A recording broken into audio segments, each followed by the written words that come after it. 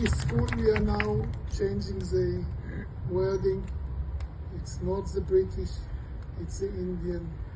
And we honor you very much. We thank you. And most of all, we salute you. Hello प्रणाम आप सभी को।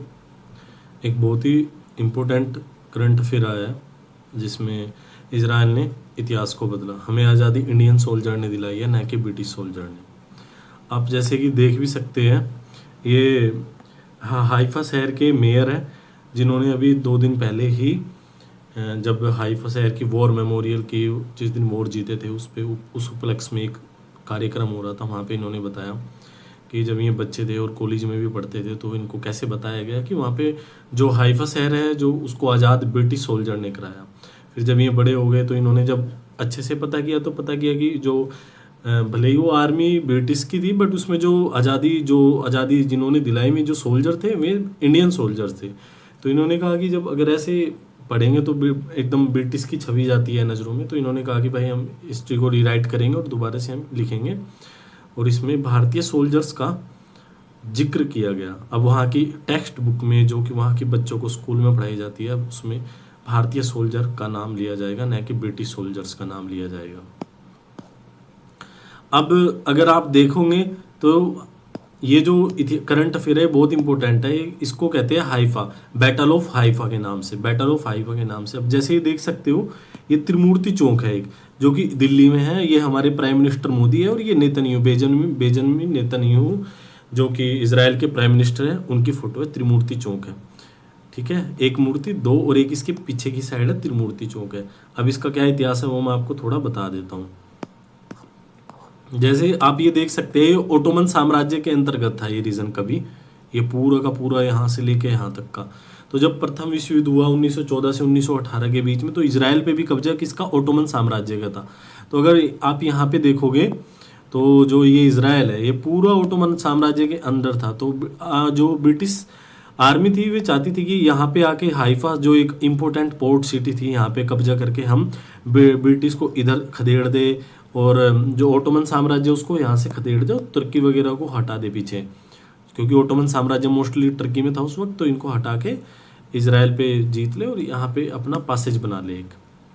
तो इसलिए जो इजराइल था, इजराइल का हाइफा शहर था, बहुत इंपॉर्टेंट था उस टाइम के लिए, ब्रिटिश के लिए। तो अभी जैसे कि आप देखते होंगे ये हाइफा की लोकेशन है। यहाँ पे हाइफा शहर देखते होंगे कितना इंपॉर्टेंट है यहाँ पे। तो आपको कुछ दिन पहले करंट अफेयर भी आया था कि अडानी पोर्ट जो यहाँ का हाइफा फोर्ट है वो अडानी ने अधिकृत किया है। वो वहाँ पे अडानी पोर्ट चला रहा है हाइफा पोर्ट को अभी आप जैसे देख सकते होंगे। तो बैटल ऑफ हाइफा जो है 1914 से 18 में जो प्रथम विश्व युद्ध हुआ था 1918 में लास्ट सितंबर वगैरह में शायद बैटल ऑफ हाइफा हुआ था। ये देख सकते होंगे ये भारतीय ट्रूप्स है जो हाइफा शहर में एंट्री कर रहे हैं, लांसर्स थे। और इस युद्ध की एक खास बात आपको पता होनी चाहिए कि ये जो लास्ट युद्ध था विश्व का, जो लांसर्स अर्थात कैवलरी द्वारा लड़ा गया था, कैवलरी द्वारा लड़ा गया था। जो घोड़े पे मतलब भाले वगैरह लेके रखते हैं उनको कैवलरी बोलते हैं। जैसे भाला वगैरह और घोड़ा पे सैनिक बैठा हुआ है।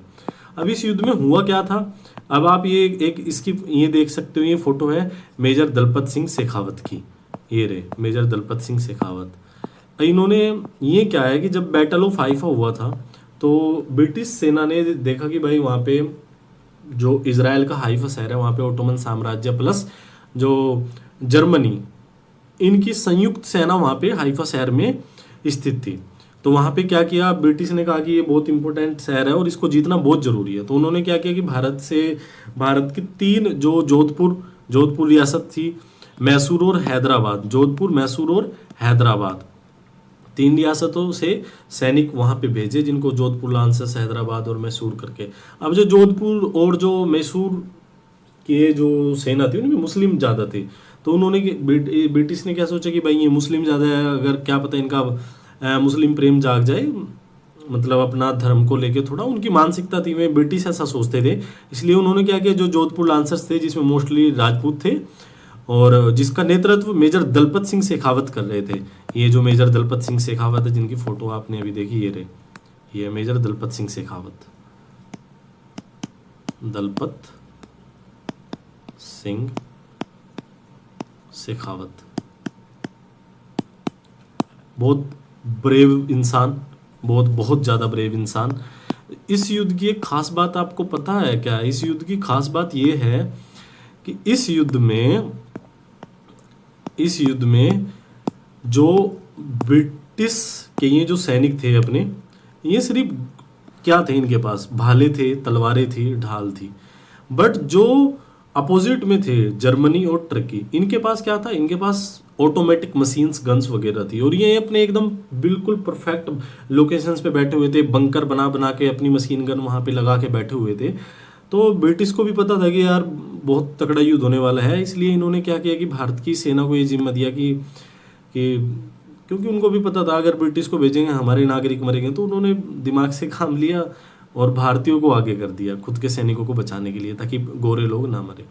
बट ब्रेवरी तो ब्रेवरी होती है, ये चाहे सामने तोपे क्यों ना हो, इंसान निहत्था लड़ जाता है। तो इस युद्ध में हुआ क्या था कि भारत के सैनिक जो कि घोड़ों पे और भाले लेके, इन्होंने बहुत उस वक्त बहुत भयंकर युद्ध हुआ था, और ये मेजर दलपत सिंह शेखावत इस युद्ध में शहीद भी हो गए थे।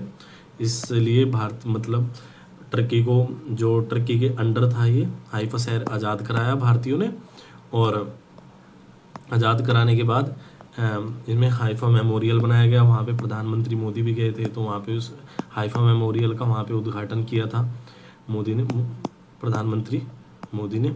और भारत में भी एक त्रिमूर्ति चौक बनाया गया था इसी के सम्मान में।